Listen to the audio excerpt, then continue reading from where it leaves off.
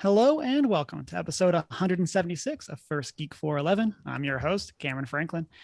And joining me this week is my best man, Chris Nicolay. Chris, how are you doing today? Why, hello, and I am toasty, but good. Yeah.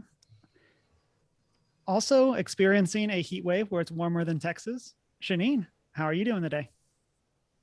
Yeah, equally toasty. And then I think also kind of comfortable weather, just like it is here. Emma, how are you? Very comfortable. A good old 75 degrees today. Can't complain. And joining us, our special guest for this episode, author of Not All Who Wander Spiritually Are Lost. I had to make sure I put the spiritually in the right place and didn't mess it up like I did at the end of the last episode. Author Traci Rhoades, how are you doing today? I'm good. We are wet, though. Michigan is wet. Keeps raining. Send it our way. Yeah. Send it back west. Send it back west. Yeah, I'm glad to join you guys tonight. Yeah, super excited to have you on. We loved your book. We have our most recent book club on our YouTube where people can go check that out. I'm sure we'll be referencing it countless times throughout the episode today. And we're going to get to know Traci a little bit more in a moment. Just book club take two. Yeah. Yes. This week, we have Switchfoot. We have Strange Planet. We have more dongle news, Shang Chi, and then we have a whole lot of Traci Rhoades.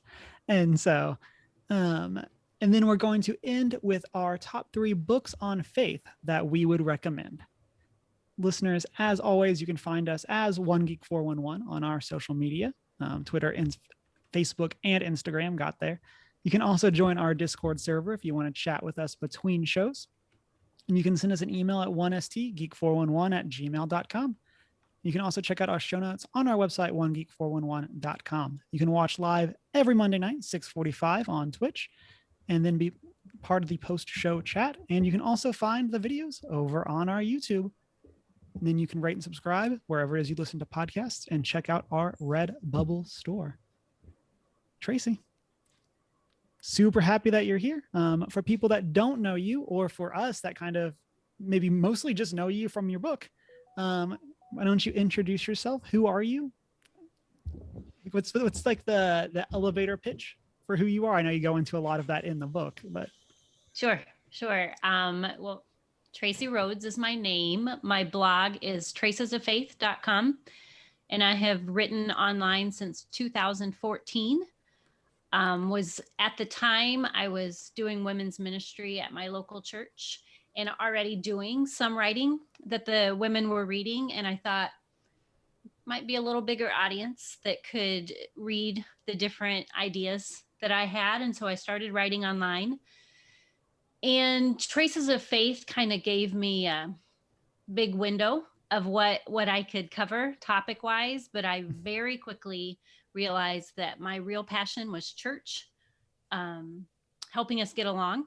Also, the vast variety of church that exists. Part of blogging online was doing a lot of reading of other blogs, and I would come across different authors, many of who I call friends now, which is a blessing. And I realized very quickly there was a whole lot of church out there that I didn't know about. And I experienced a lot of church envy. If the Catholics were lighting candles when they entered, stopping before a statue of Mary, I wanted to know what that meant. I wanted to know why they were doing it. Not just the reasons I'd been told as a child, which were wrong, but I wanted to know the real meaning, the real devotion behind a lot of these spiritual practices. And so today I still write on my blog from time to time, but I do a lot of my writing and interacting on social media. My biggest place where I interact is Twitter. Ask a lot of questions. I've been real active on there for about 3 years now, and just developed a very respectful place where people can talk church, learn a ton. I learn a ton every single day, every single week. And you can find me at Twitter and on, there's two, Twitter and Pinterest. Traces of Faith are my handles. Facebook and Instagram, Traces of Faith blog are my handles. And then, as I said, my blog itself is tracesoffaith.com. Also, if you're a huge reader, I do have a Goodreads account, and that is my name, Traci Rhoades. And finally, you can go to any indie bookstore or wherever you prefer to buy books and get the book we're going to talk about tonight. Not All Who Wander Spiritually Are Lost. It is my first book, and it's been fun to see the conversations that it has started. Yeah, loved it. One of the things that we like to ask our guests are, what are some things that you're geeky about? Like that's kind of our point of context for how like we talk about our faith a lot. So for you, what are some things that you're geeky about?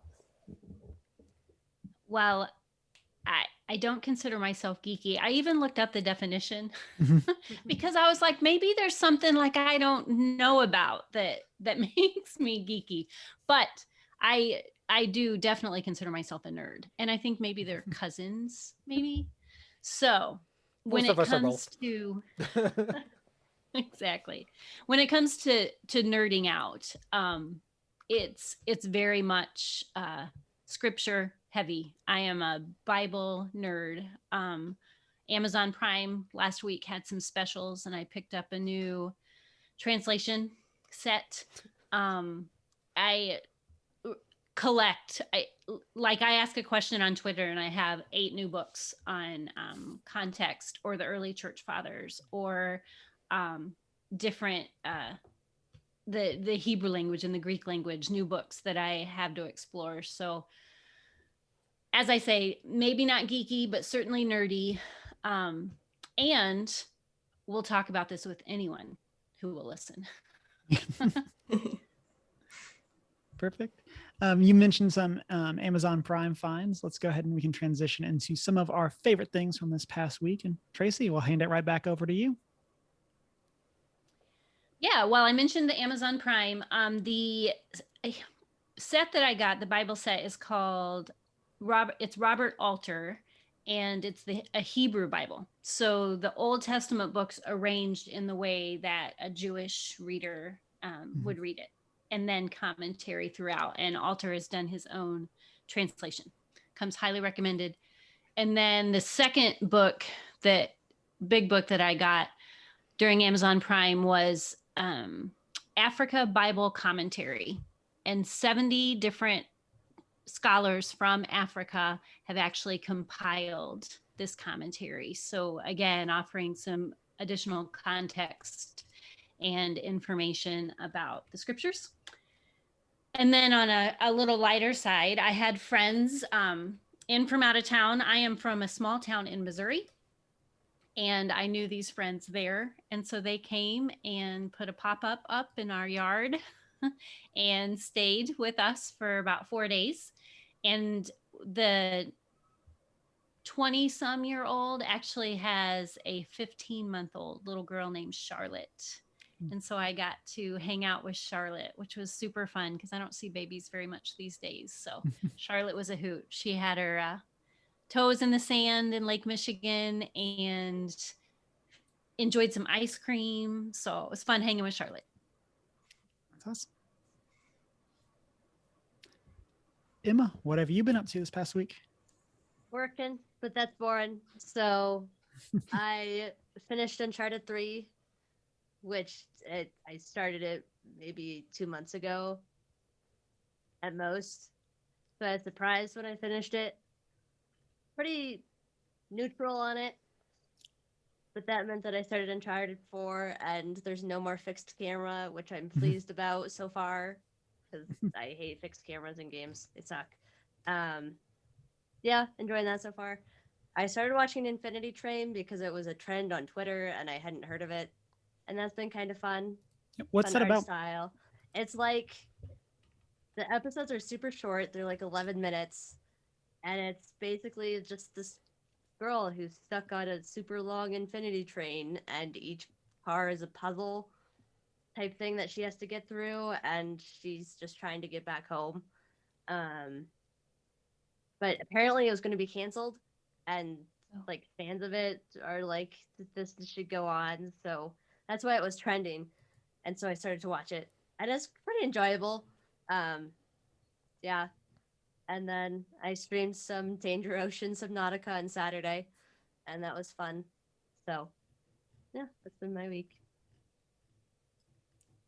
Awesome. Shanine, I see that you are once again not regularly watching anime. Yep, definitely not. Proud of you. Apparently, I just watch anime all the time now. We started Demon Slayer. We're like 3 or 4 episodes in, and I'm not sure I'm completely hooked, but I am interested in the potential. I think it will go uphill. So, It definitely goes uphill and then down, but in a good way. and my husband said the movie that just came out was like super excellent and everybody loves it. I think it's like the #1 animated, like Japanese animation movie currently. Actually, I think it surpassed. I might be wrong about that, but I think that's what he said too, that it's made some crazy numbers for sure. #1. So, yeah, I think it'll get good. What makes it so good though is the animation. Yeah, he keeps talking about that too, how it's like 3D animation, but it looks drawn. It's like overlaid very and pretty. it's done so well. So well. it's very nice. I'm just proud of you, that's all.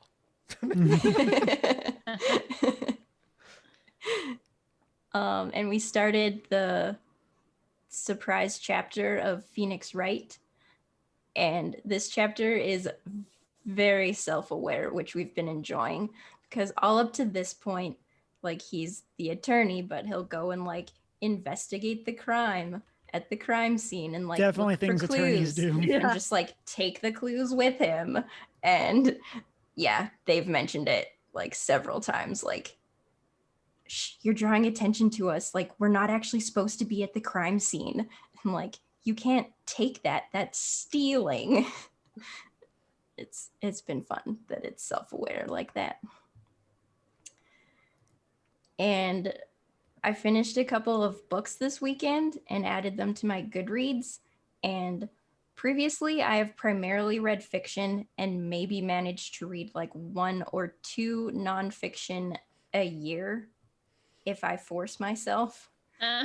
And so this year so far, I've read 19 books and 10 of them have been nonfiction, which has never happened in my life before. Dang. So Congratulations. How do you feel about that? I'm a little proud of myself and a little weirded out. But I'm going to make sure we're following each other on Goodreads. Oh, yeah. I think we are.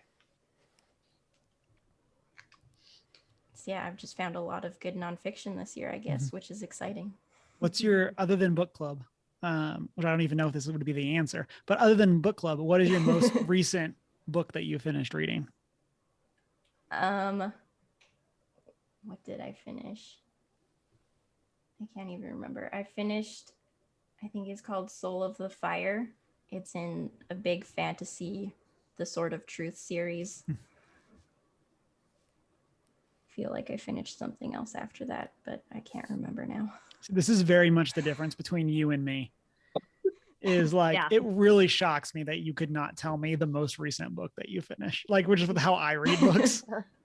Oh, The Problem of Pain by C.S. Lewis. That was the one I finished. I was having a hard time picturing it because the book I own is like a collection of C.S. Lewis. So it wasn't like one book that yeah, that's what it was.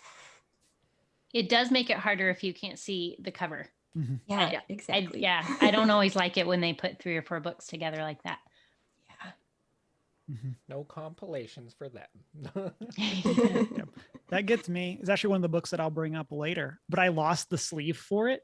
And so the cover is just black. Like it's just it's labeled on the Fine. spine. Thank you. I was thinking rib, and I'm like, there's no I was way so that's scared you were correct. going to show it early. And I was like, there's no way it's a rib. But yes, we got to keep the suspense going. Yes. And so, but yeah, and so like I was trying to like find books to talk about for tonight, like off my shelf, and I'm like, I'm missing things. Like where are my no. books at? And so, but then I was able to at least find that one. But Chris, what have you been up to? Since I've been on the go all week and weekend, I've just been listening to a lot of podcasts. Most notably, I did listen. So they released 2 episodes this week, which was crazy. They just started. But Avatar: Braving the Elements, which is wonderful, featuring Dante Basco and Janet Varney, the voices of Zuko and Korra, respectively. And also Iroh, young Iroh in Legend of Korra. Oh, I was like, what? Because it's literally just Zuko voice again. It's like, what? When? No, okay. I was like, I don't know what you're talking about. And it's off to a really good start. Can't recommend it. If you are a fan of Avatar: The Last Airbender or anything from the universe, definitely worth a listen. It's really cool listening to it from the voice actors' perspectives and their experience in recording them, for one, but also like kind of not actually knowing the overall plot and just kind of voice acting the characters from their perspective. But also for the second episode, they did have the creators of the Avatar universe on to talk about kind of their overall experience, and it's wonderful. So 2 episodes currently. Excited to see what else comes out. And because I ran out of other things to listen to for the most part, but I'm also enjoying Annie F. Downs' That Sounds Fun podcast, the Enya Summer specifically. I just saw her Friday. Oh yeah, can you introduce Grand one? Rapids. So One of my goals in life is to be on That Sounds Fun. So Yeah, it's like mine literally too. one of my bucket list Mine too. things. Let's do it together. Okay, I accept. I'll Everyone send a message email to her at Annie. once. We're gonna all email Yes. her. We're all gonna Like message her. you may be joking, but I am all in on this No, idea. we could put her right here. It almost be like a Brady Bunch then, right? Yes. If we had, Yeah, number 6. we put her right next to Shanine. I'll send her a message. It was good. It was really fun to see her live. Yeah, it was neat. Yeah, she can That's awesome. either she's on ours or all of us are on hers. she can pick. Let's make it happen, Emma. We'll put you in charge of that. Don't. I'm trying to manage way too many other things right now. That would not happen if I'm in charge. I bet Annie could talk some geek stuff. I bet. I feel like she could. Yeah. I feel like she definitely could. We'll make it happen. Yeah. But yeah, her Enneagram summer, and it's enjoyable. Right, this year they're focusing on where each of the numbers go in. Shoot, heat sucks. Kind of when they're stressed and when they're Healthy. healthy. Well, it's not healthy and unhealthy. It's just stressed and thriving, I guess. Oh yeah. When they're thriving, because it's not bad to be stressed. It's just where you go. They I have like emphasize these that all every loaded episode. up on mine, and I'm waiting to just binge them. I mean, I like, think that's they're good. pretty much done. They're all there. Yeah. Like I at think least there's all like the 3 or numbers 4, are. but So I've been doing that, and also, I started. My PS5 came last week. I wasn't sure I was gonna get to play it, but I gotta play some Ratchet and Clank, and that game has no business looking that good. Just gonna throw that out there. That game is way too good looking for a Ratchet and Clank game. And then I also started watching the Netflix anime Godzilla Singular Point. We haven't seen Godzilla yet, but it's weird. It's enjoyable. I'm only a couple episodes in, so I don't know too much about it yet, but I'll give those thoughts later once I have finished it. I hope. Then for me, obviously book club last week. I had Prime Day stuff that arrived as well, like my new fancy lights that I can like go wah ba ba and it gets really bright. Now you just And need to be able so to actually control the exposure on your camera. yes. Yeah. And so now there's just all these other things that I have to get figured out, but I feel very fancy. Like, and so that's always a lot of fun. And then I accidentally beat God of War on stream yesterday. In the sense that like I thought I had a lot more, and then like I was getting ready to stop, and then like accidentally was at the final boss fight. Ah, And I was just like, that oh, one. we're here. So that was great. I'm going through now and doing side stuff. And loved it. I'll probably have more thoughts later on it after I've actually like platinumed it. And then we started watching Sweet Tooth. Have any of y'all seen or heard of this? Why Yeah, are there? I Why are talked there? about this a few weeks ago. I started got halfway through the first episode. Okay. I didn't realize there was videos of my karaoke groups performances. Yeah, so this is like a weird like post-apocalyptic, but there's also like human animal Hybrid hybrid babies. nows. Yeah. Hybrid babies. Yeah. Um yeah, and so we're like legitimately halfway through. I think we finished episode 4 out of the 8. And it's definitely picking up and it's very interesting, but it's also one of those shows that I'm like, man, I could not binge this. Like Nah. I definitely am enjoying like my one episode, and then we're going to just talk about it and like sleep on it and then come back the next day, watch another one. I've been enjoying it, but yeah, it's definitely pretty weird, in a good way. Weird. Apparently it's based on a graphic novel. So I feel like it's suited more to the graphic novel realm. Probably is. We know how live action adaptations from drawn or animated circles goes. Not well.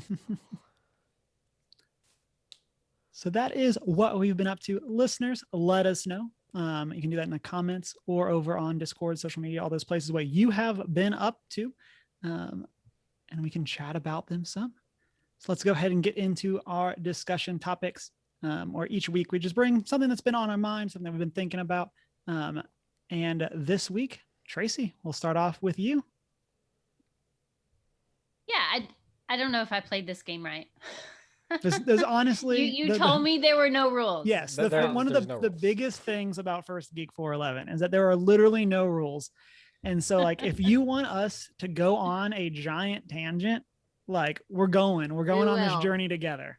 All right. Well, news is the angle that I took, and I receive emails, but also on Twitter, some on Facebook too, when an article hits from David French. On Twitter, he's David A. French. I'm going to read it. I feel like he has his finger on the pulse of the evangelical world right now. I even, in discussing one of his articles with a friend, I even used the word prophetic.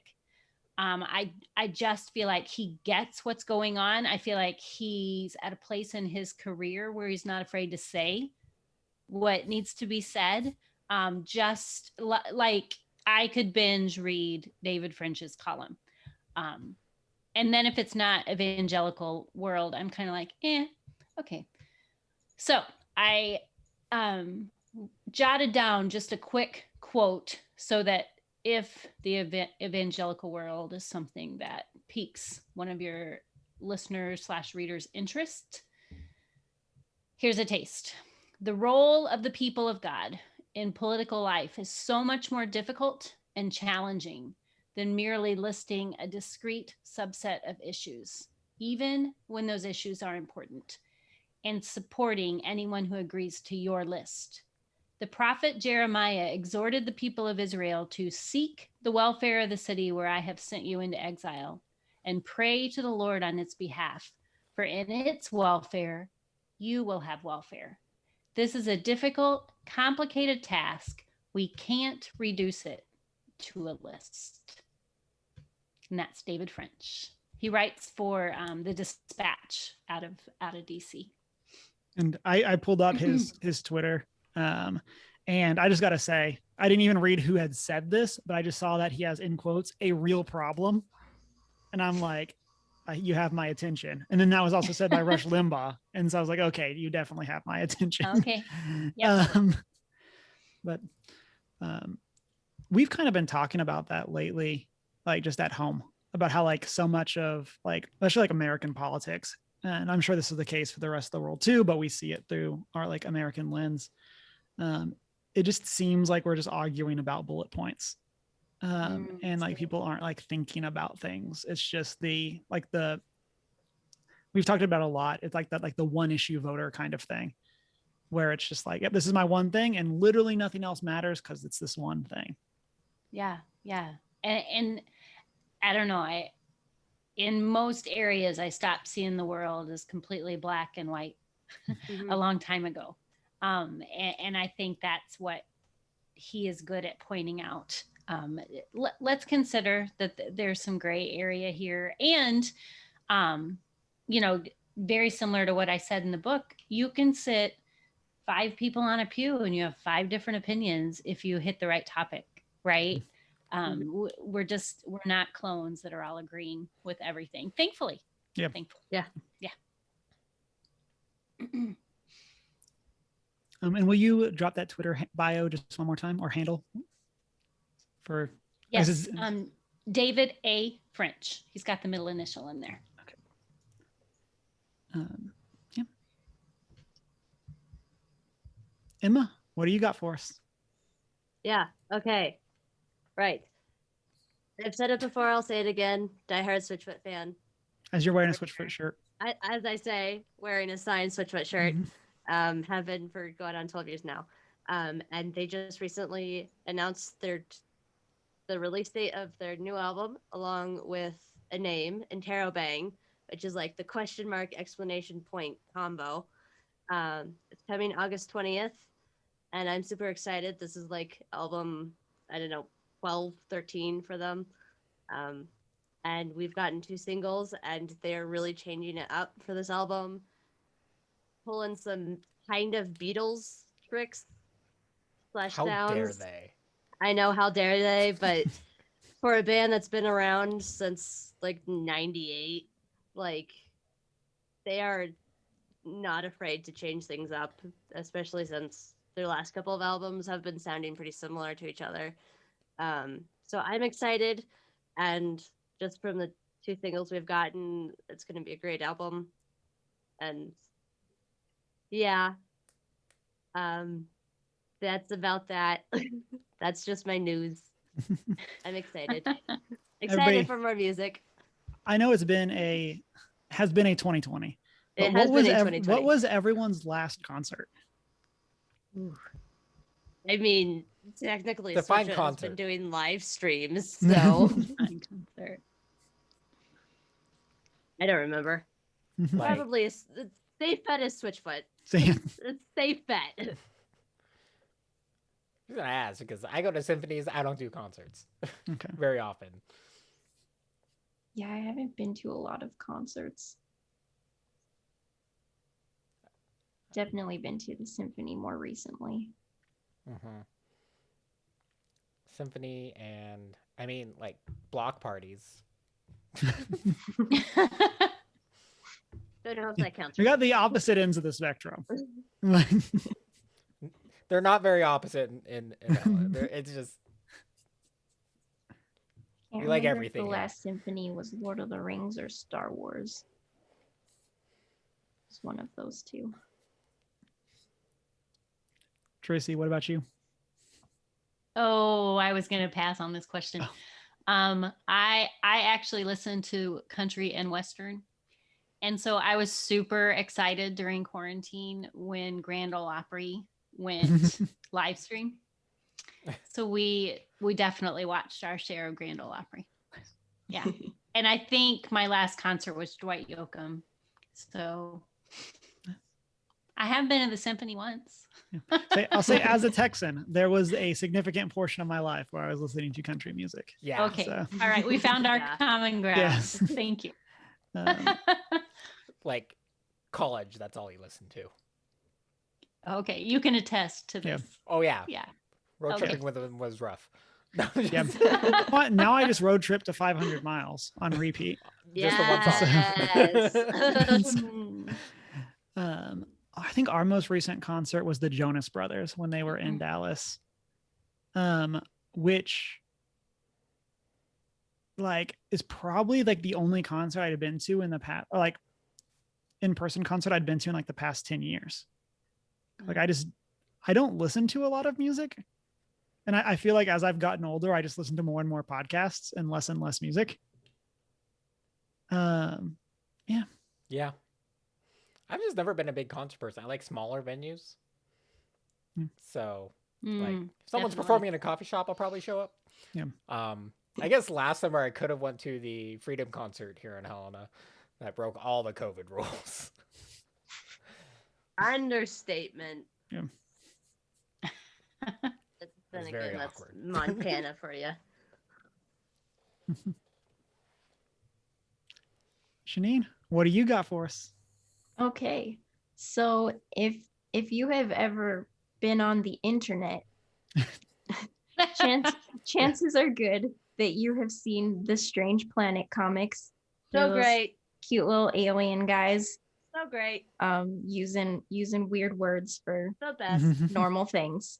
And so the creator Nathan Pyle is teaming up with Dan Harmon of Rick and Morty and Community fame to make an animated show for Apple, Blech. which means I probably won't get to watch it, but Right? it's still cool that they're making it. This is like, I'm super excited. I love Strange Planet. And so I'm also a big fan of Dan Harmon's works. Except for Rick and Morty. I don't care about that. But Community, definitely his best work. Community. Well, I did not know that was the same person. yeah, I mean, he's done a lot of things. Also, he did is it Rooster Teeth? I don't know. For one of the weird streaming services, he did do a D&D thing, Harmon Quest, which moderately inappropriate, but good humor, and it's good pacing. But it's an enjoyable D&D watch if you're into that sort of thing. But yeah, Communities though still top notch, best writing.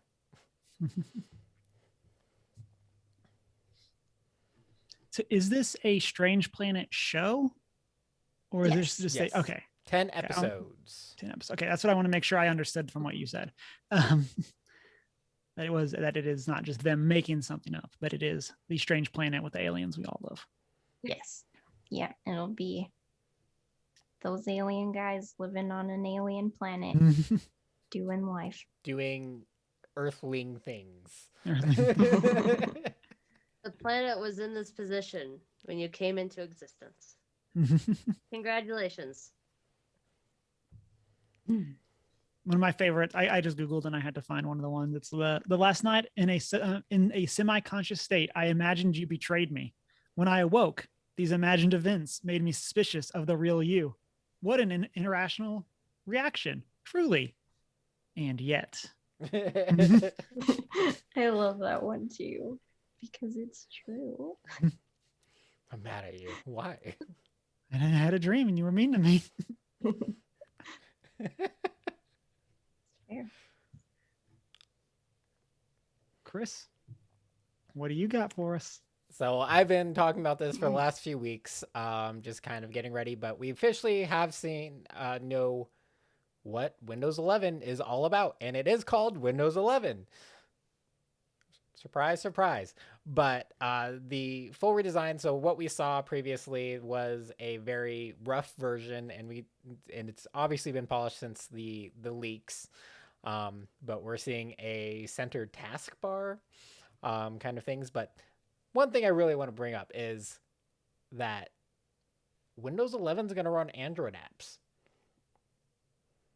natively. I like that. I love that so much.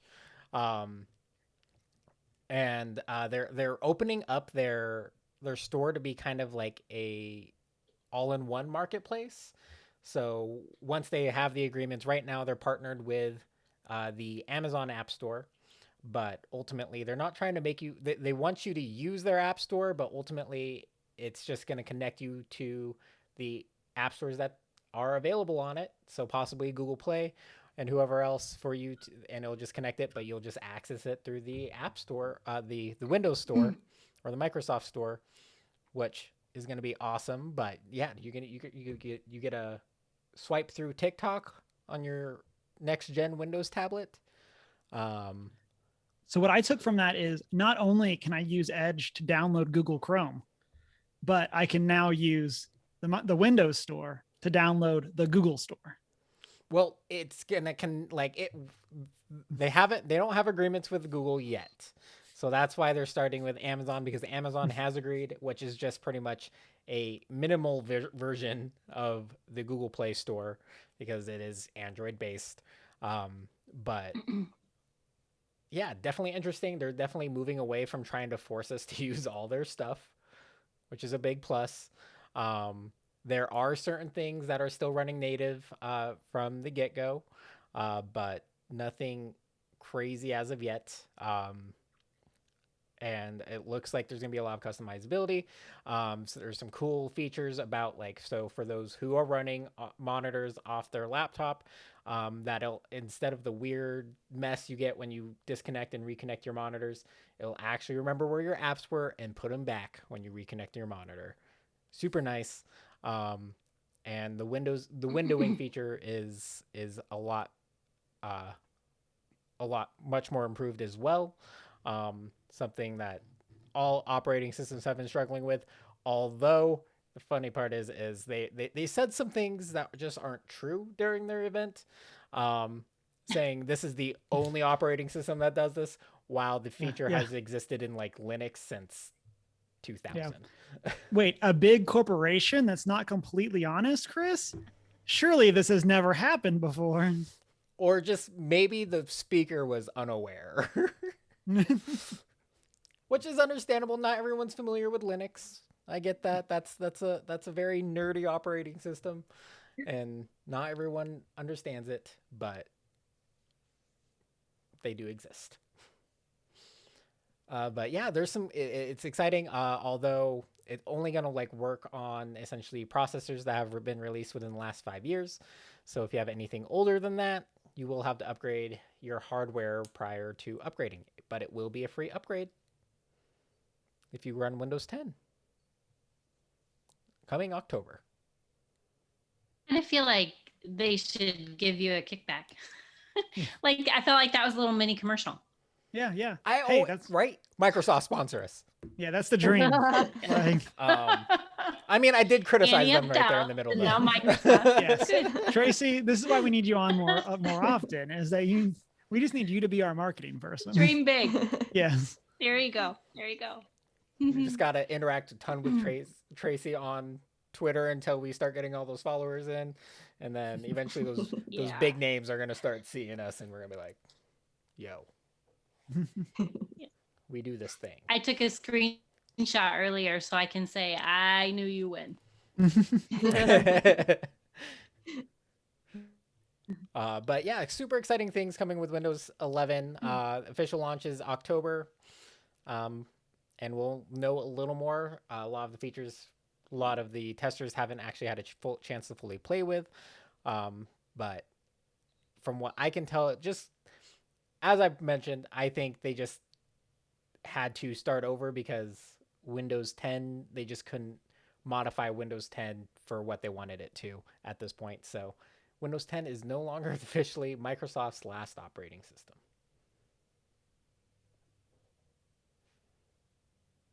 That's what I got, because I felt like I had to include some news. Everyone else brought some. So for me, we also got the drop of the latest Shang Chi trailer. I believe it dropped during book club. How dare they? It did. Announce things when we're busy recording book club. And so Shame on them. Yeah. So we get to see a bit more of the world, a bit more of what everyone's gonna be up to. We get to see like fighting with the rings. Not what I pictured. Yeah. Yeah, so I'm really excited. Have y'all all had a chance to see the trailer? I said read the trailer. Wow. No, this to is the see the first I'm trailer. hearing of it. So It was a really good trailer. Not gonna lie, I am so excited for this movie. I feel like they have got it's got like really cool like old fashioned kung fu elements happening in it. And they probably would like if like I picture some of the things happening in this, and it's so much better than Bending in Avatar, the live action. There is no live action. I know. And also we got to see some like cool cameos possibly. Mhm. Like Wong from Doctor Strange is somewhere in there. Along with Abomination from the original Hulk movie that has Right? not been seen in the MCU in 12 years. that was what, 2009? Yeah. Because Iron Man was 2008. And that happened right after. So Mhm. 2009-ish. Something like that. Traci, are you a Marvel fan or MCU fan? I am not, but my husband and my daughter could both jump in on that conversation. I mean, I've watched a few of them when they have, but yeah, they're gonna be the experts in the household. As long as you got those geeks in the family somewhere, Yeah. that's all that Yeah. matters. They exist, I assure you. Yeah, I know. I've been taking notes as we're talking. I'm like, oh, my husband will be so excited to hear about this. Yeah, you're giving me good tips. See, now you get to just like when you get off, you're like, oh, I heard about this thing that you like. Yeah. You get to be the one to bring the news. I'll try to sound like I know what I'm talking about. So that is what we got for our main discussion topics this week. As I mentioned at the top of the show, we're going to do a special discussion topic segment with Traci, kind of getting to pick her brain, ask thoughts about the book as a whole, and kind of just, see how it goes. And so we have some questions pre-written, and then we'll have some, I'm sure, that will come up Oh, as I didn't we write go. any down. I have them in my head though. Okay. So he didn't want me to see him ahead of time. Yes. Yeah. Go I'm all about that Bring 'em lightning on me. round. Just yeah.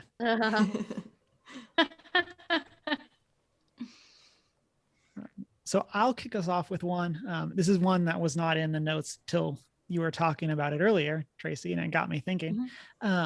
What were some of the challenges in general with maintaining a blog? Like you said, you've been writing that, I believe you said, since 2014. So like, what were some of your like challenges? What were some of your big wins like when it came to writing and maintaining a blog? Yeah, I would say the biggest challenge is just the learning curve. You can only be really good at so many things. And so if you're a good writer, then perhaps the design element is going to be a challenge for you. You constantly see these people that are like, I make $40,000 off of my blog, and so you're like, what am I not figuring out here that somebody else has? So the figuring out the actual design of the blog and then how to take a good picture. And if you don't take pictures, then where do you get the free pictures? And all of those things. And then you get to a point where whenever you would post one blog, you would actually go to social media, etc., and post it in about 6 other places. And so the task list just grew and grew. So I would say those were some of the challenges. My favorite part about blogging are the people that I have met. And that is both readers and writers. When I first started writing in 2014, I didn't know a single writer, not a single person in real life that was an author. And so it's been fun for my writing circle to grow and to then support them and to celebrate the successes and to know whenever you have those rare successes that somebody's celebrating with you too. So that's certainly been a huge reward of it. And then you also mentioned kind of like shifting from being a blog to doing a lot more social media stuff. What have been what would have been some of the success stories or some of the fun things that have come from that? Yeah. Like I say, I still think it's important to put posts on the blog from time to time. The shift just kind of happened as blogging changed, I think. There it and I would say too that over the 7 years, social media interest has changed. Where my audience would have been initially on Facebook, everybody got mad on Facebook because people wanted to talk politics all the time. And so now it's like the happy people went over to Instagram. And when you go to Instagram, then there's these lives. So I just bought like a tripod for my phone, so that I can do, recordings from time to time. And again, Instagram went back to very picture perfect world, and so I had to work on pictures again. And then I found this little world called Twitter. And whenever I first started on Twitter, I would just share a blog post, and like literally I thought Twitter was where you went to follow celebrities. So if I'm a big Tigers fan, so if Miguel Cabrera was on Twitter, then you would go follow him on Twitter and you would see that he ate tacos for lunch, and then they were going to go to San Francisco to play some baseball, and so whenever I wish, sometimes in life you wish you knew that something significant was happening on a certain day. So you could be like, this was the tweet, this was the day that everything turned around. But somehow or another, I started finding these people who wanted to talk church. And it amazes me because I have a bachelor's degree in communication and a super nerdy interest in church and Bible. And that's it. And these people are, Shanine knows they have doctorates in theology, and I'll say something sometimes, like the other day I referred to one of the church councils from like the first 200 or 300 years of the church, and I referred to the church council at Nicaea, and instantly I had like 5 people be like, no, it was the Council of Trent, I had it wrong. But it somehow or another it works, and I hear all the time that I have created a respectful place to talk about church. People know that they're not going to be able to come in ready to, argue and be hateful. I mean, we will shut that right down. The whole community that has formed around these church questions that I ask, and it's just kind of understood. And that has created a different kind of place. Now, when I do my writing, it's more long form for a hopeful book someday, or for this book that I have published already. Or I have written a number of magazine articles, different essay submissions, that kind of stuff. And so that's what my writing looks like these days, a little different. But yeah, this social media, that's been a journey for sure. And Twitter's my happy place. Shanine, you want to go through some of your questions? Okay. So in your book, you talked about playing church at Mount Olive, which I'm just like picturing little Tracy up at the front. And I'm like, that's so cute. And I love that. And you talked about like doing a little altar call as you were playing and stuff, but also said, altars have always held deep meaning for me as the place where I do my most important work with God. And I was wondering if you'd be able to tell us a bit more about what an altar is, because I think a lot of churches, they know what an altar call is, but they don't necessarily know what an altar actually is. Yeah, I liked this question. I'm going to back up just for the sake of the audience who maybe hasn't read the book, and say that in this book, I tell my church story from the beginning as a baby to now. And along the way, I have different experiences with the church up the road, which is Mount Olive, the church that I attended as a child, which was a country Baptist church. But then also along the way, I see my best friend in high school was Catholic. I moved to St. Louis, surrounded by all things Catholic. Um, I dated a boy in college who was Nazarene. And so I see all of these other traditions lightly touching me as I go through life. And then whenever I started blogging, when I started reading more widely, it's like the floodgates just opened. And I found all of these different churches and was so curious about all of the different experiences that people had had. And so I write about that journey personally, but I also invited 16 of my friends. Some are writers, some are friends. It's fun looking back at that list and thinking through where they all came from. But 16 individuals tell a part of their church story in the book. And one of the things that has been really fun is hearing different people say, "Oh, I related to so and so the most. That story was like my own." Or in book club, Shanine mentioned that my story was so much like hers. So that's made it fun to feel like a lot of people can relate to different parts of the book. To answer your question, alter. I tried to take that word back to its very basic form. And in its most basic form, it is a place where offerings and sacrifices are made. Now, often in the churches that I'm familiar with, an altar will be a raised platform. And in the Old Testament scriptures, for example, when they built the tabernacle and when they built the temple, altars were raised like tables, right, where they would sacrifice the animals. But I love the figurative imagery there too, that, as I said in the book, some of my most momentous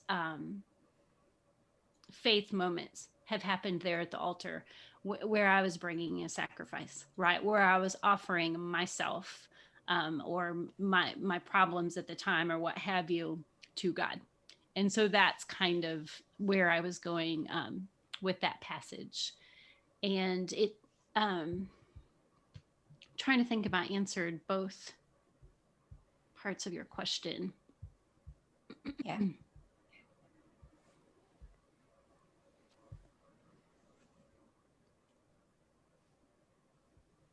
Yeah. And as far as the meaning, the book goes into that a couple times. I feel like there have been altars all along the way in different churches that I have attended. And in the church where I attend now, it's a medium-sized church in a small town in Michigan. And I remember one of the very first Sundays that I was there, I was moved by a sermon or the song at the end or something, and God prompted me. He's like, you know where to do work, you know where we do this work. And so I went up. We do not have altar calls in my church and it's only happened 3 or 4 times, but with my pastor's blessing, I will go up and just pray kind of on my own after a church service if I feel led to do so.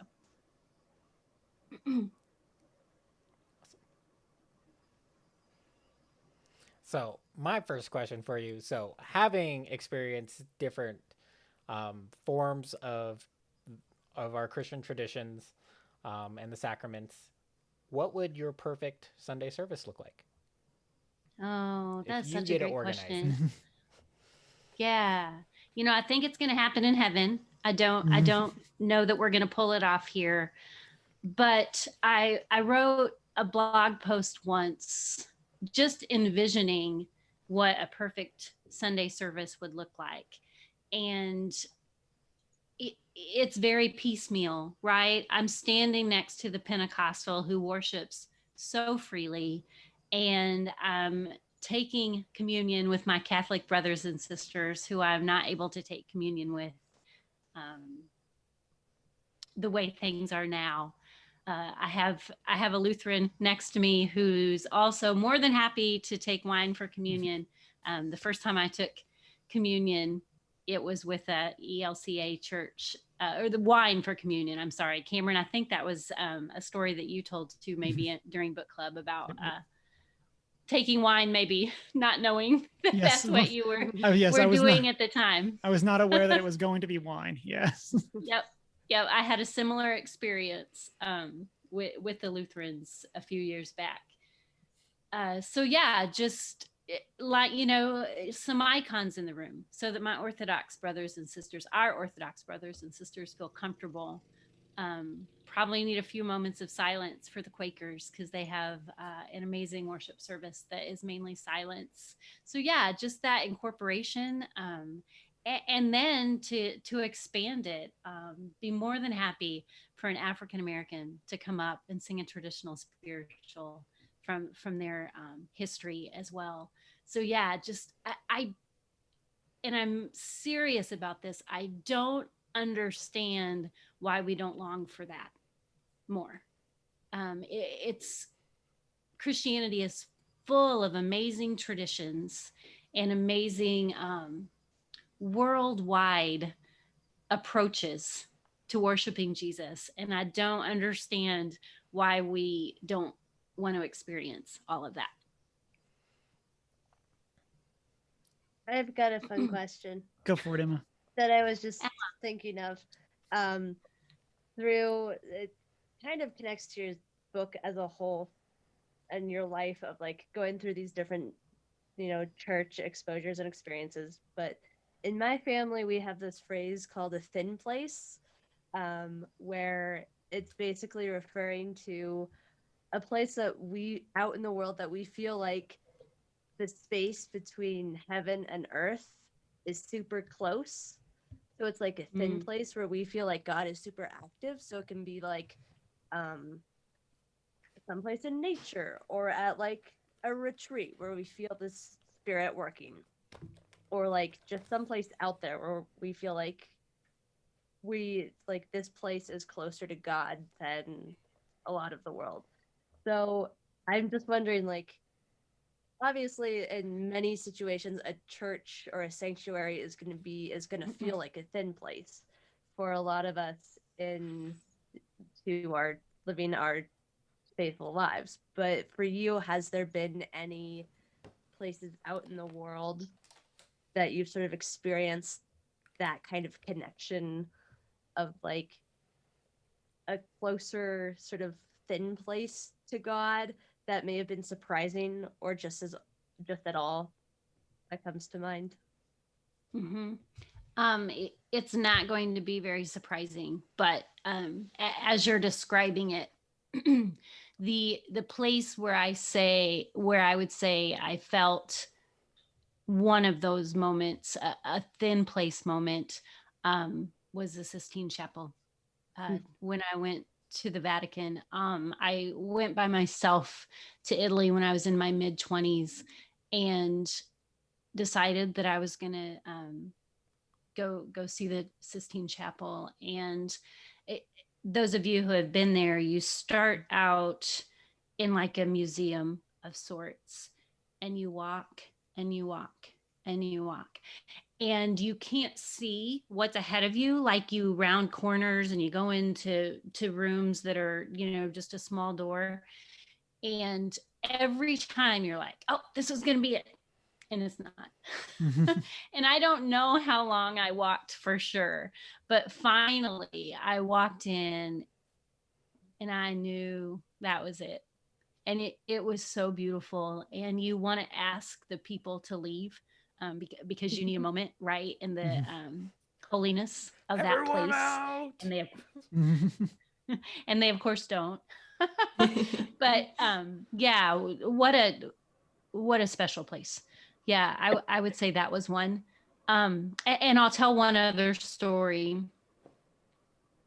There was oftentimes when I go on vacation, I will find a totally different place to worship, prefer a tradition that maybe I haven't tried to or haven't gotten a chance to visit yet. And we were up in northern Michigan one time, and I went to an Anglican church. The first, I've been to Episcopalian churches, but this was the first truly Anglican church that I had attended. And I emailed, it's a female priest. I emailed her ahead of time to let her know I was coming. It's always try to be respectful, kind of a good idea. So that, especially in this case, because there were 12 individuals in attendance and I was number 12. So they would have known I was visiting. But anyway, the congregation was very elderly. And whenever she came to talk to me to just kind of, explain the role that she plays and the story behind the church and stuff, I remember so clearly. She said, most of my congregants are older. And so I have realized that my job is to help them across the veil. That's what she called it. And so thin veil, when you said that, definitely brought that to mind too. Yeah. And I thought, I think that's what I love the most about church, that there are people like this faithful woman who is serving in such a beautiful way. These people who are in their, final, 10, 20 years of life. And she's going to be there with them through every step. And she doesn't do it because she wants the numbers to be big. She does it because she's faithful and knows that's where God has called her. So that was a really beautiful memory too.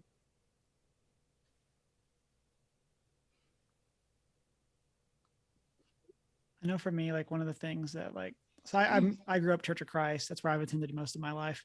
And we're very low church. And like what you're talking about, like the Sistine Chapel, like I remember like the first time I went to like a large, like cathedral type thing and just being like, oh, I get it. Like, it's like, it's so like, even like with it being like, not even like a formal time of worship. Like I remember like it was like my freshman year of high school. We went to New York City for a band trip. And during our sightseeing, we went to one of the large Catholic churches there. And I don't remember which one, but like I just remember like walking in and being like, again, as like Church of Christ kid, like our church building used to be a supermarket, like that kind of thing. And because of when Dixie kind of set up. Yeah. And so like walking into that and then just like that, like being the first time that like it wasn't like a history book, like actually seeing it and being in the presence. Like it's so like what you just said just kind of reminded me of that feeling. Like again, it's like you understand how like architecture can be worship, like that kind of thing. Yeah, for sure. Yeah.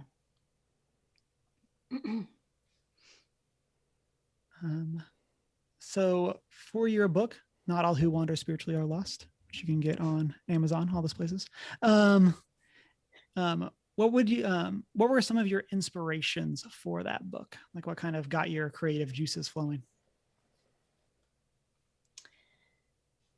Well, I always say, and it's very true, I feel like I wrote my way into this book. When I first started blogging, I had a friend who had done a little bit of blogging and some website design and stuff. And she helped me secure a domain name and set up, the program that I was going to use to build the blog and stuff. And that morning that we met to do that in 2014, I told her, I can't imagine ever having enough information to write a book. Like, do you know how many words are in a book? Like that's not in me. And like I say, I don't know. If I went back and looked, probably by blog post number 9 or 10, I was writing about the church. One of my very early posts was entitled, "Does Amazon Sell Holy Water? I'm asking for a friend." And it was a pushback on the fact that I love it when I go to a Catholic church and can dip my hands in the holy water. That something about that prepares me for worship, that sets my heart to worship. And I don't experience that. And you go into my local church or the evangelical churches that I've known, and there's some kind of praise and worship music playing until, there might come over the loudspeaker, we will begin worship in 1 minute. It's like you're at a basketball game or something. So that's what that post was about. So it was there, all along. And as I gained some more and more followers on social media, I found that people wanted to have these conversations. People were really eager to respond when I would ask all the curious questions that I've always been asking anyway, and it can be simple questions.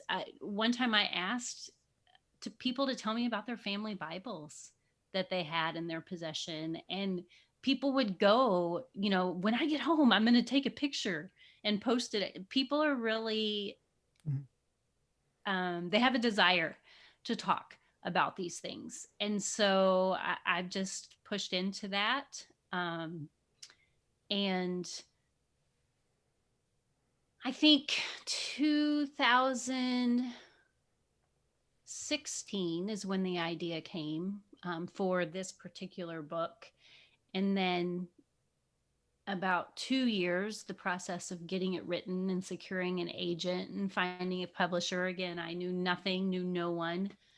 And 2020 is when it came out. So there's a festival of faith and writing that takes place at Calvin University every 2 years. And as it turned out, after I'd been writing about 2 months, I attended my first one.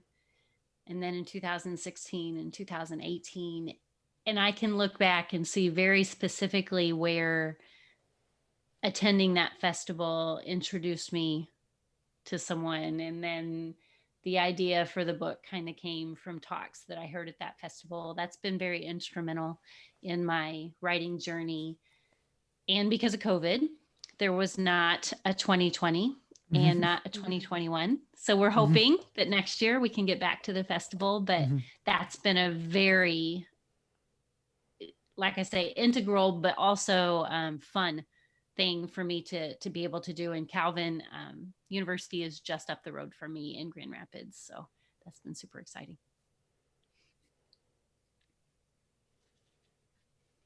That's awesome. Shanine, I think you got another one. Okay. So I will read another quote from your book. Sometimes it was the people of God who loved me well. Other times it was the church building itself. So how would you describe the importance of a church building, especially since you've worshipped everywhere from cathedrals to cafeterias? Yeah, I almost, just knowing the notes as we've taken them this week, I almost said, oh, we need to get to Shanine's question now. So it's good. Yeah, I don't like the phrase that you often hear, church is the people, not the building. That drives me crazy because to me, it's always been both. Of course, when we go out into the world, we are the body of Christ and we are the church. I get the meaning of the saying, but going clear back to my days at Mount Olive when I used to play church to the Sistine Chapel in Rome, there's something about being in a sanctuary that is precious to me. Nothing told me that more than the 9-10 months that I wasn't able to attend church, but virtually during the pandemic. I kid you not that there were times that I was like, could I just text my pastor and like, if I wash my hands before I go in, can I just sit in the sanctuary? Like 10 minutes in the sanctuary would really do my heart good. And yeah, when we first started attending the church we attend now, we met in the middle school cafeteria for years. And sometimes I would walk in and be like, oh my gosh, this is a crazy wild place during the week where all these, smelly middle school kids that have food fights. But on Sunday morning, we put a cross up here or there. We put some rows of chairs down, and it's our sanctuary. And I would think too of the teachers who worked at the school and then attended the church. And I'm like, what was that divide like for them? You know, were they able to separate what was normal during the week with what became the sanctuary on Sunday? So yeah, the building's really special to me. And I don't know, that there's a lot required to make it feel like a sanctuary. Um, I would probably agree with Cameron. The more cathedral like it is, the more I feel like there's a holy place that I've entered. But I sure have felt it in other places too. You know, in the most barren of wooden structures that were ancient. It's been there too. Yeah, I'm just a fan of the sanctuary. Mhm. And I don't. Is it narthex? I don't know if there. That's actually not even a term that everyone in a church would call it, but for me, it's a sanctuary.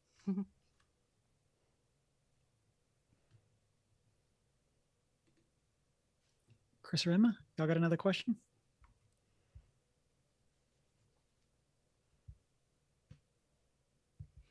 Not at this time. We can go ahead and let's transition into our announcements and stuff like that, so we can get to our top three and make sure we have time for that that part of the cast. And so we got more streams going on this week. What's everyone doing? I will be taking tomorrow off because we are in the middle of a historic heat wave and this room is unbearable. Good So catch me next week. Yeah. I will also be taking this week off because I have family coming in starting Thursday, and I will be prepping my mom's place for everyone. Now that I have housing for school and have a new car sorted out, kind of, I will be back on Thursday. So I'll be back on Thursday night, 6:30-ish, 7. I have to look at my work schedule and when I get home. But I will be back on Thursday night with more Danger Ocean Subnautica. So. And then for me, I won't be streaming on Sunday since it's the 4th of July. I'll be out doing family stuff, but I'm hoping to stream either Saturday or Monday. Not sure what I'll be doing yet. So stay tuned to the Discord, social media stuff for what that's going to be. But since I might be more God of War, just as I side quest and stuff like that, but not 100% sure. So, and then our other announcement, turns out we can't do the book club book that we thought we were going to do. So, because it turns out it's not out in the United States yet. Well, in physical Oh. form. Or physically. It's not physically out in the physically United released. States. Yes. So. Thought if I had it, everyone would have it. Yes. This is like super funny because we were going to do it for June, but then it didn't come out in Canada until end of June, and then now we've learned this, and so now we can't get it physically in America yet until end of July, and so keep pushing that one back. The August book club, then Hopefully, Yes. like but Chris, what are we doing instead? Instead, we will be reading and looking at the same time the memoir, the graphic memoir, They Called Us Enemy, the story of George Takei, and illustrated and kind of told between Justin Eisinger and Stephen Scott, but it is a child of his, or it's a story of his childhood and his family experience with the internment camps. Wow. Yeah. I'm ready to cry. Yeah, Oh, so am I. I feel like it's I know, going to hit Chris, me in the heart. What was the title one more time? They Called Us Enemy. Wow. I ordered it today and I was just looking at the cover going, just knowing I'm gonna be in tears. So The title itself too. Yeah. It definitely it Wow. evokes a lot of emotion and history. Um, Yeah. but yeah, I've been looking forward to this one, or like or finishing it. I own it. I haven't finished it, but um, it's also just connected. Like Takei is a well-known figure in geek circles. mm-hmm. Back to Star Trek, the original series, and he's broken through a lot of barriers for Asian Americans, and the fact that he experienced this is such a touching story. So Yeah.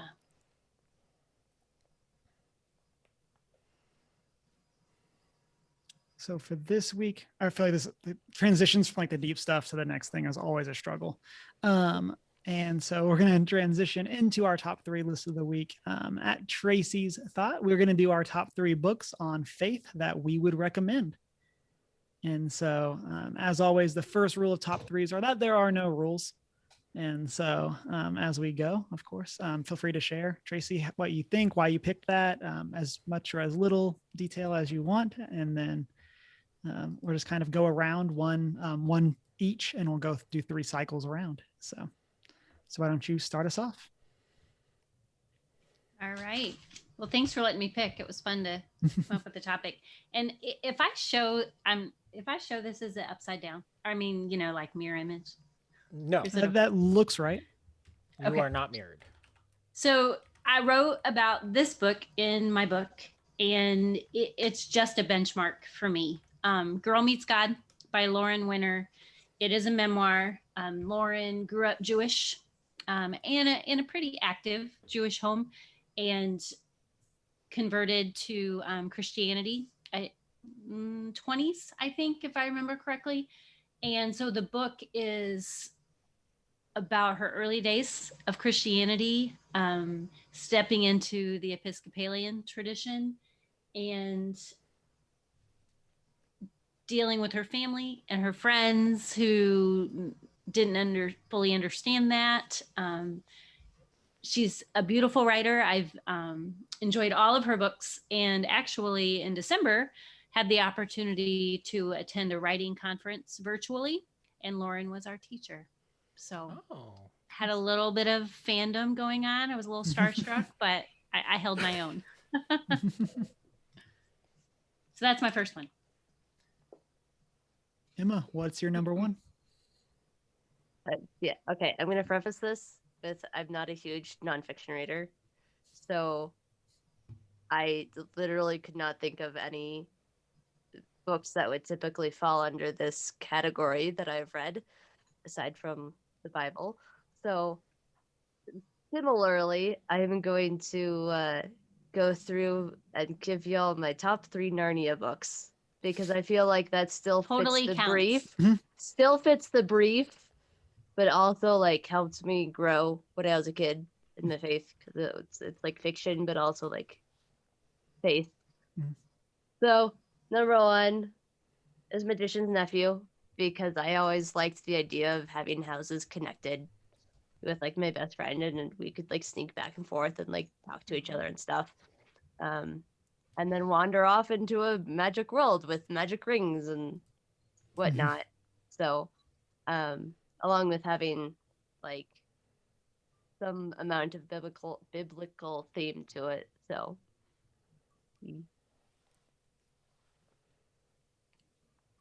Great pick, Shanine. What's your Okay. number 1?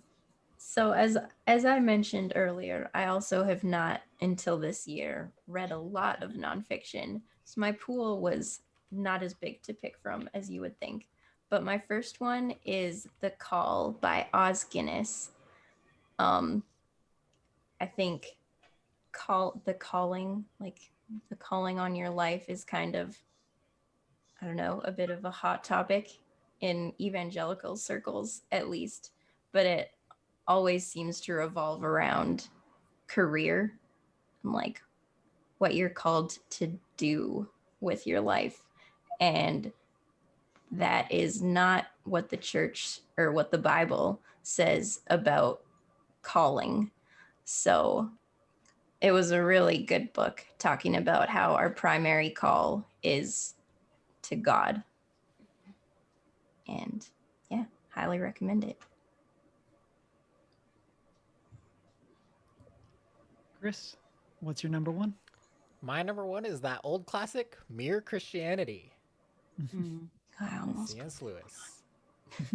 So I'm throwing it out there first before someone else is accidentally. on Yeah, someone really, else's you list. beat everyone to it. That's But bad. and I was a little worried because I'm going fourth.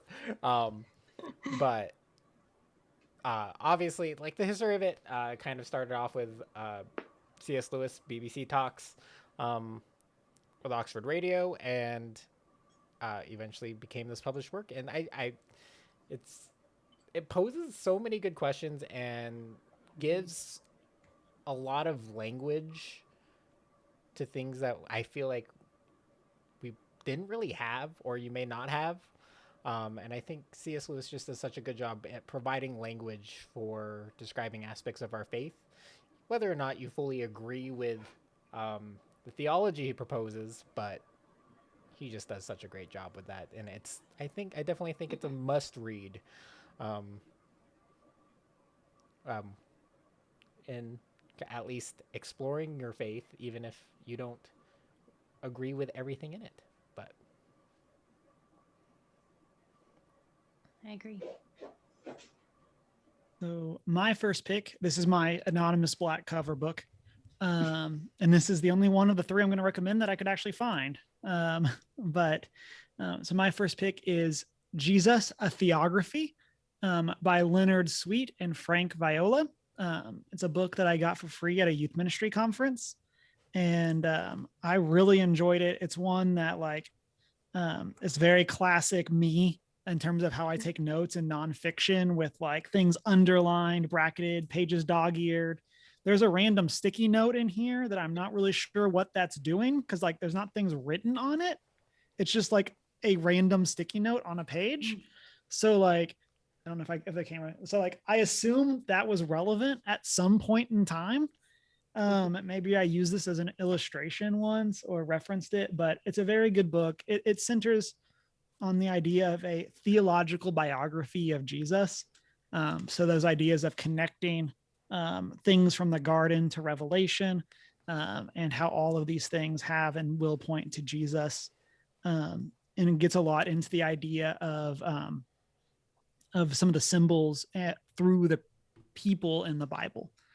So like one of the most common ones that we see referenced elsewhere is the idea of Jesus being the second Adam, the true Adam, the one that actually lives in harmony with God. And so they go into that, like that type of illustrations quite a bit with various people. So, I just like that you got a hardcover book at a conference. yeah. Yeah. Also, like, shout out, I think I want to say it was Frank Viola that was the speaker, and they straight up, if they were selling books at the conference, and I guess like legitimately right before he went up, he worked with his publisher and got them to agree to give everyone a copy of the book that had like just come out or something like that. Oh, And if you had bought the book at the conference, they would either refund you or give you another one of his books for free. And so I was like, wow, good on you. Yeah. So, and hardcover. yeah, and hardcover, like it's like a serious book. Like we're not obsessed. talking like a 20 pager, Right. like we're talking about 300 pages. So like it's a good book. Wow. Very cool. Traci, will kick it back up to you. Back to me. All right. This one, Soil and Sacrament. I heard him speak at the first Festival of Faith and Writing that I went to, and I buy a lot of books and I read a lot of books, and so this was one of the first ones that as soon as I left his talk, I went right to the bookstore and purchased this book. Knew I had to have it. So intriguing. He went he's a professor at Duke University and big into stewardship of the earth.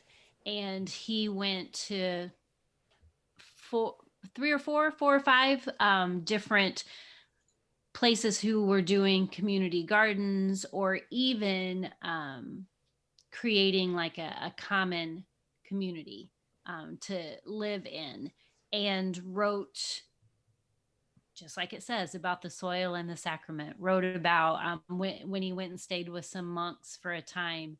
He wrote about the schedule of a monk, what it is like to get up at 3 or 4 in the morning, say your first prayers, go through your day, retire at 7. And if I remember correctly, it's been a few years. They kept that whole entire time he was there, they kept offering him beer that they had made, and he was like, how do you guys get up at 3 a.m. whenever you've had beer all day long? So some humor within the book too, but yeah, an excellent read.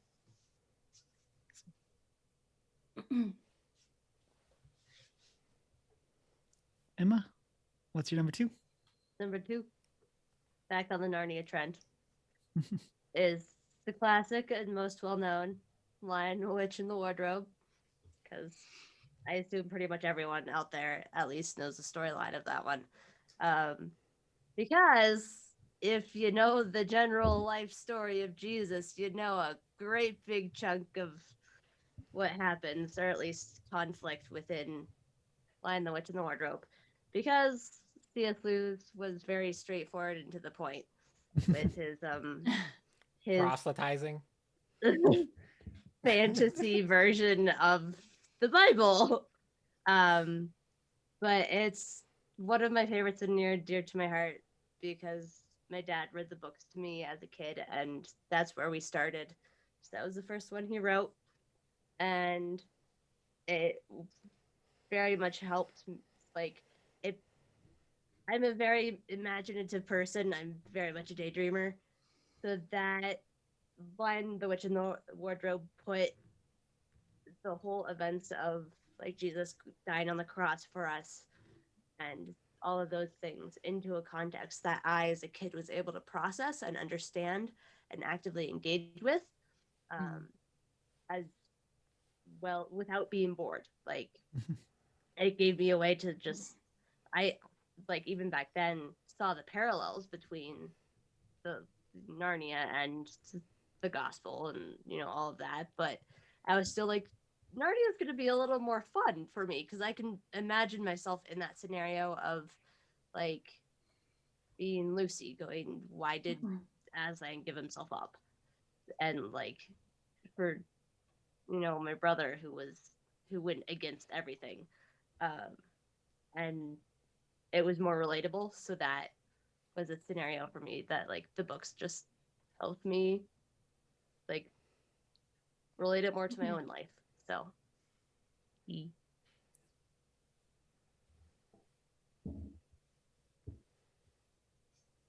Okay. I was gonna put in a Chronicles of Narnia book, but we'll see what Emma's last one is. And if she doesn't take mine, I'll throw it out there. But so my number 2 is Paul by N.T. Wright. It is a biography of Paul, and I don't know, it's really cool to have his life laid out chronologically. I guess getting more of like the history of what his growing up life would have been like, and what missions in that time would have looked like, and what Paul really thinks of women and things like that as well. Sounds like an expose. No, just... Paul exposed. That one's not very old, right? Couple years. Yeah, I don't think so. Yeah, pretty new. I've heard good things about it. I read a different book that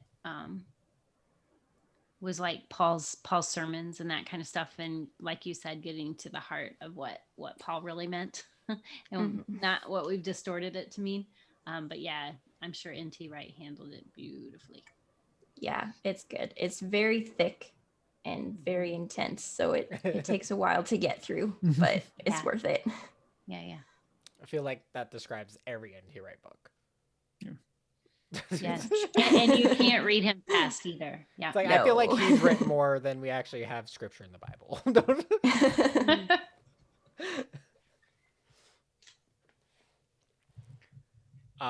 My second book is Blue Like Jazz by Donald Miller. I just fell in love with this book, the way it approaches kind of telling this story while it's semi-autobiographical, but like just through this collection. And I really like the subtitle of Non-Religious Thoughts on Christian Spirituality. And I think that's exactly what it is. And just the way that kind of, I mean, the perspective interacting with secularism for one, but also dealing with like wandering, much like Traci's book here, and rediscovering a faith and how it kind of grows from there, and it's like it's more strengthened through that experience as a result. And yeah, I really like this book. It was pretty revolutionary at the time too. I think, it wasn't, I mean, today memoir is kind of popular, if you will. It's much more common. And back then, I think that was pretty earth shattering that somebody could be that honest about where their faith had taken them. Right. Yeah, and I agree. And whereas like now it's like more commonplace, because I feel like we need to see that vulnerability in when we're seeing those stories. We need to see that you don't just grow up in the church and it's just perfect through life. I mean, some people do experience that, sure, but like I don't think they do. I haven't met one yet. Right? It's like Not perfect. it's like there's like 0.2%. Yeah.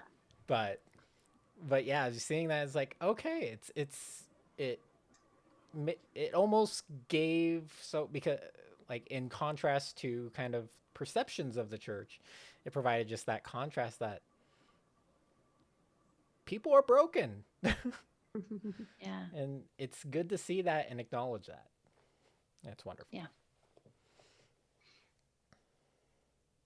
So for me, like I said, I can't find the next two books, but I have a stand-in book. And so my stand-in book is Sticky Faith by Kara Powell and friends. And so the book I want to talk about is Growing Young, which is kind of their spiritual follow-up to the ideas of sticky faith. And so it's the subtitle is 6 Essential Strategies to Help Young People Discover and Love Your Church. So this is one that came out when I was a youth minister. And this was one that like I very much kind of latched on to a lot of these ideas as I was 40 years younger than the other people that I was working with on staff and those kinds of things. And so this is definitely a book that I really loved. And one of the things that I liked about it, and this is one of the things I called out about your book as well, Traci, is that like I have the tendency to get cynical. And so I always really appreciate when people can be critical without being cynical.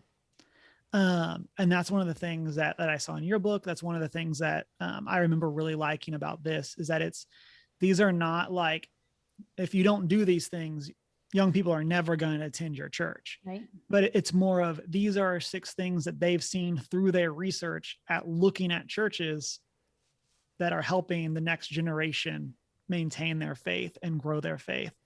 And so I really loved that and had a great impact on me in that regard.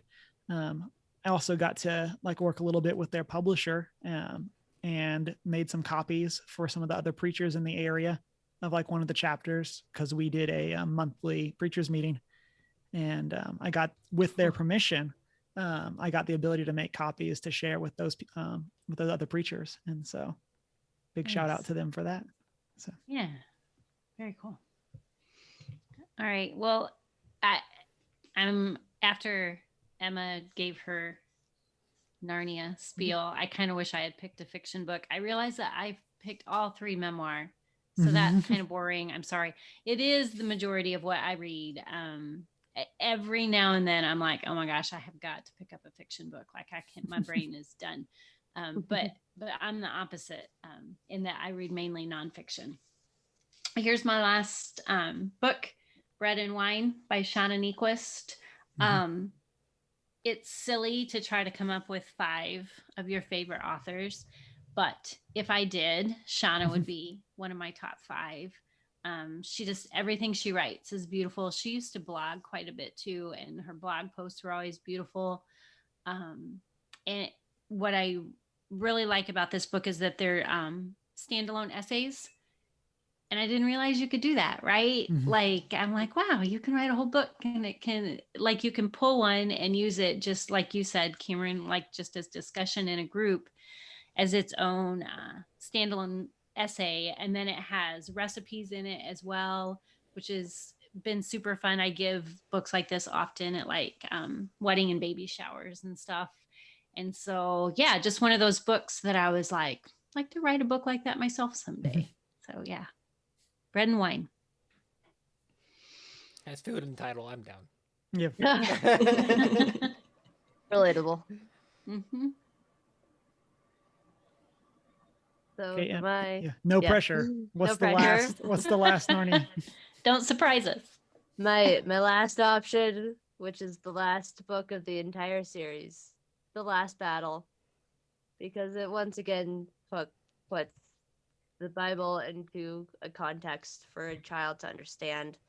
It makes it considerably less terrifying, and that is it is essentially the end of the world. It's not really the end of the world, but it's just basically like, Narnia ends, but they move on to Aslan's country, which is essentially heaven, and it's just puts that context of like we're all gonna Jesus is gonna return to Earth and like take us all back up to heaven eventually, like in a context that kids can understand. And it does see the return of Peter, Edmund, and Lucy in the series, and it just brings back again, as I was saying, for Lion the Witch in the Wardrobe, sort of puts that sort of Christian faith in a context that is a little bit more interesting for kids, and definitely drew me in and started building up that faith and sort of looking to the future. Instead of like, oh, it's not all sad that one thing is ending. There's more to look forward to in the future. So.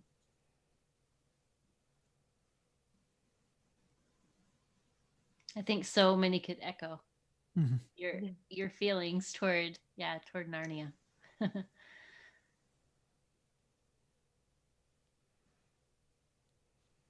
Okay. Emma didn't say mine, but I'll save it for post chat because I still want to mention this other one too. There. Loopholes. A Circle of Quiet by Madeline L'Engle. It's not a theology book. It is more of a memoir of her life and mainly her writing life. But I just love how faith is woven into her life, even when she wouldn't have considered herself to be a faithful person. It was still very much a part of her life. And I love how honestly she just talks about faith, and like it doesn't have to be a scholarly discussion. It can be a gritty life discussion. It's good.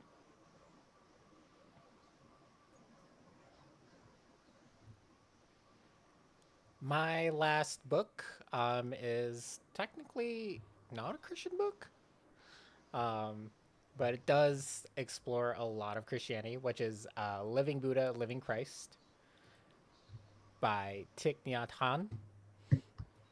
Um, and so uh, Thich is a Vietnamese Buddhist monk and teacher and in this he kind of explores a lot of the commonalities about love and compassion between the uh, Buddhist teachings and Christian faith. And he does explore it with other Christian people, and I like it because it's kind of an outside perspective of us, and I think that's also really important.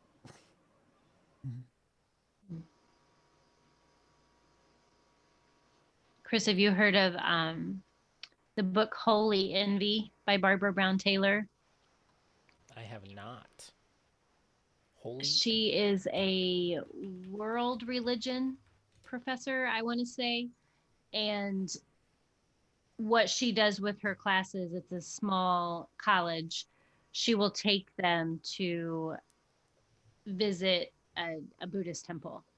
It's outside of Atlanta because that's where they go to see a lot of these things. But that is a lot of what she has found too, in that exploring all of these different faiths other than Christianity, her Christianity has become a precious and more mysterious thing to her.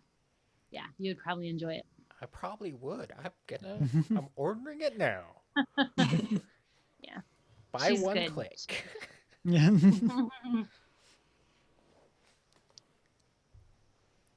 So my last pick, that I feel like I probably loaned this book to someone, and then hopefully they loaned it to someone, and hopefully they loaned it. That's how I like to do a lot of like nonfiction. Is I put my name in the back, the date I finished it, and then I hand it to other people and basically give them the same thing. Like Traci, I'll be giving your book to my mom next time I see her, and kind of that going to be that exact same thing of mark it up, put your name in the back, either give it back to me or pass it to someone else.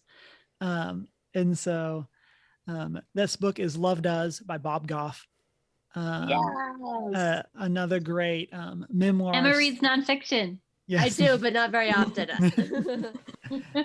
Also, Bob Goff is famous in the world of Young Life, so yeah. Okay. Yeah, I probably have like 20 copies of this book in my shed. Just around somewhere. Because of Young Life, like it's just because of Young Life, literally. Yeah, like I'm sure we bought hundreds, and I just have 20 left. So they also coming from great recommendations from them as well. But it's a great book, a very memoir. It's in some ways it kind of reminds me of Blue Like Jazz, in the sense that it is looking at the ideas of everything can be spiritual.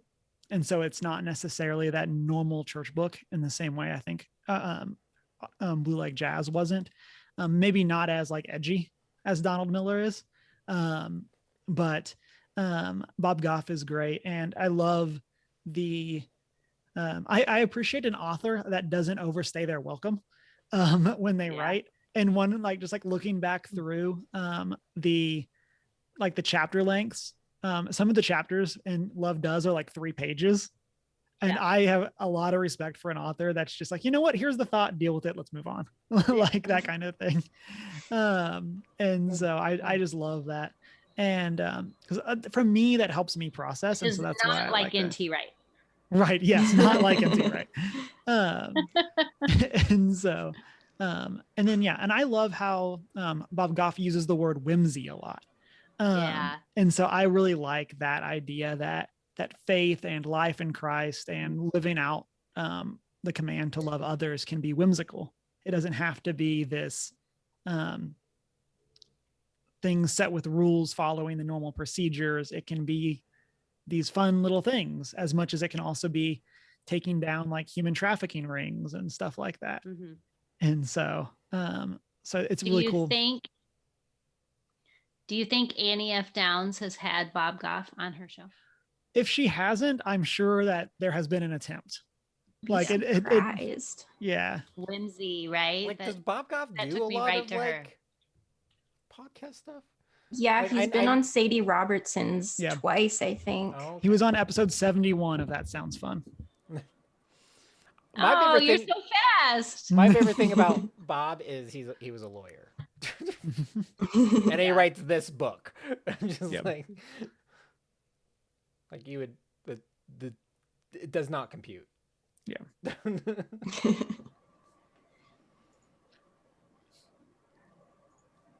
So those are our recommendations for our top 3 books on faith that we'd recommend.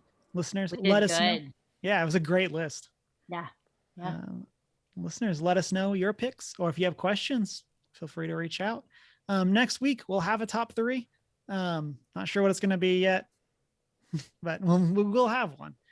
And Traci, thank you so much for joining us this week. It has Yeah. been a pleasure. This was fun. Seriously, at times felt like we were seated just around a table. Yeah, very fun. Thank you for having me. And for our listeners, if they want to connect with you, I know you went through some earlier, but I just want to give you another place. Where can our listeners find you if they want to connect? Yeah, on Twitter and Pinterest, I'm Traces of Faith. On Facebook and Instagram, I'm Traces of Faith blog. Find my book wherever fine books are sold, and my blog is tracesoffaith.com. And we'll also make sure to drop all those in the show notes, listeners, so you can find those down there. And then, listeners, you can find us all the normal places, One Geek 411 on Facebook, Twitter, and Instagram. You can join the Discord server, shoot us an email, hang out with us on Twitch, and check out videos on YouTube. Rate and subscribe wherever it is that you listen to podcasts, and check out our website, onegeek411.com. And then, of course, you can find us at our personal social medias. I'm Humar Whittle. I am not prepared with an I. I'm the Hoot and Howl on Twitter and Hoot and Howl Tales, TALES, on Instagram. And I'm Not So Foreign. That's NOTSO 4EIGN. And it's been a great week. Wash your hands. Read a book. Nice shoes.